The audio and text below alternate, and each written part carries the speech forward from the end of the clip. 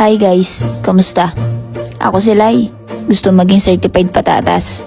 Ngayong araw nga ay pupunta ako ng Meko Taichung. I-share ko na rin sa inyo kung paano pumunta doon. Nag-share na rin ako ng mga frequently asked question para sa mga gusto mag-apply dito sa Taiwan. Kaya sana panoorin nyo ng buo itong video na to. Dahil maaga pa, nag-U-bike na lang ako papunta ng train station. From Sinfong Station, bumaba lang ako ng Taichung Station. Para po sa age limit sa pag-apply dito sa Taiwan as a factory worker, at least 20 to 35 years old. Para naman po sa height requirement, sa mga lalaki po 160 centimeters pataas. Sa mga babae naman po 153 centimeters pataas. Mahirap ba ang exam? Depende po kung mahirapan po kayo sa abstract at saka sa basic mathematics. Hindi po porkit basic mathematics ibig sabihin 1 plus 1 po yun. Basta may addition, subtraction, multiplication at division. Pagbaba nga po ng Taichung Station, may makikita po kayong ganyan. Sundan nyo lang po yung arrow pa platform A.